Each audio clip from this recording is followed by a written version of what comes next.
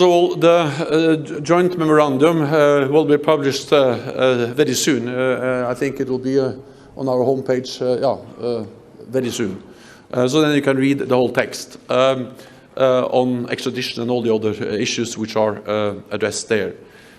Second, I can say that Finland and Sweden, of course, are ready to work with Turkey on the pending deportations or extradition requests of terror suspected individuals. But at the same time that this extradition process will take place in accordance with the European Convention on Extradition. I mean, this is of course in respect of the rule of law, the legal systems in these countries, and also the European Convention on Extradition. But again, you can read the details, and I think it is important that extradition is a normal thing that NATO allies and other countries do when there are proven issues related to, for instance, terrorism or other kinds of criminal activity. But again, it's for Finland and Sweden to explain what they will do will of course be within the legal frameworks and the rule of law which these countries are based on. Then the other question was about the S-400, was it? Yeah. Well, so again, this is an issue we have addressed many times. There is no way to hide and no reason to hide that that's a difference between allies. But I think today also demonstrate that despite differences, and there will always be differences when we are 30 allies in the alliance, and now soon 32, that we are able to unite around our core task, and that is to protect and defend each other. At this summit, that will be a transformative summit. We will not only make a decision to invite Finland and Sweden to become members of the alliance, which is in itself an historic decision, we will also make historic decisions on the biggest overhaul of our collective defense since the end of the Cold War.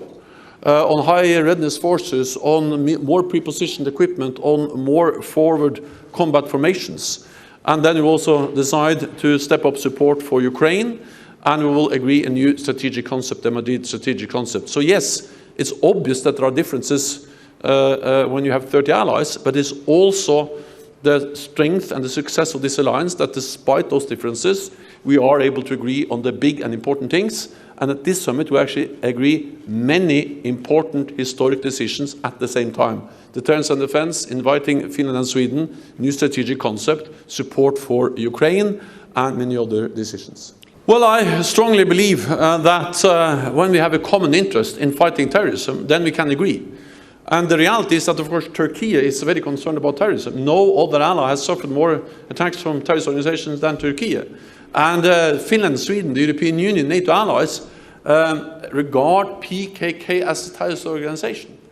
And therefore, to fight that organization and also individuals that are responsible for terrorist attacks against Turkey, that's actually an obvious responsibility for all NATO allies.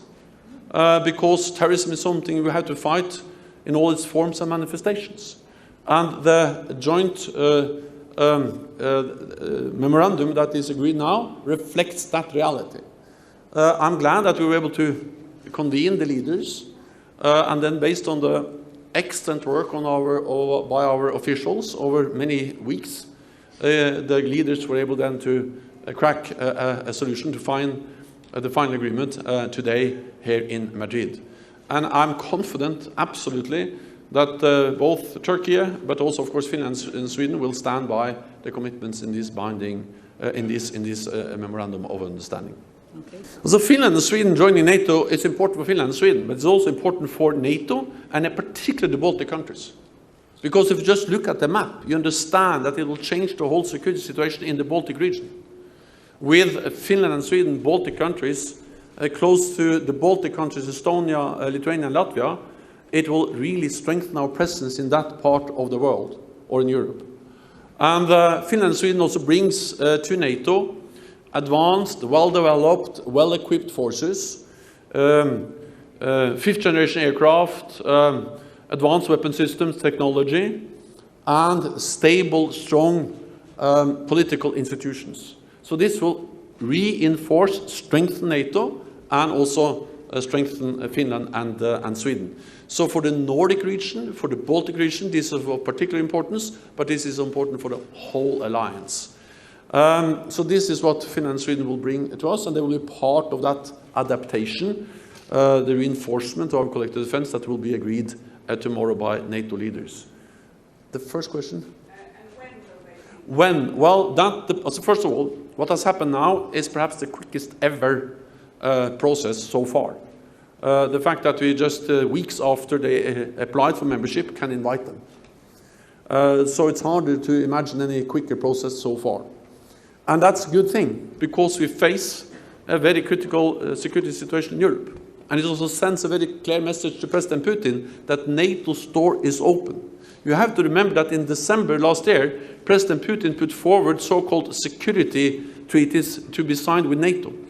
And one of the most important messages from President Putin there was that he was against any further NATO enlargement. He wanted less NATO. Now President Putin is getting more NATO on his borders. So what he gets is the opposite of what he actually demanded, and that was to NATO to close its doors. We are demonstrating that NATO's doors are open. NATO's door is open. Then when? Well, that is for 30 parliaments to decide. I know that many parliaments have already started the process, so I think there is a strong will among allies to ratify as soon as possible, but I cannot promise anything on behalf of 30 parliaments.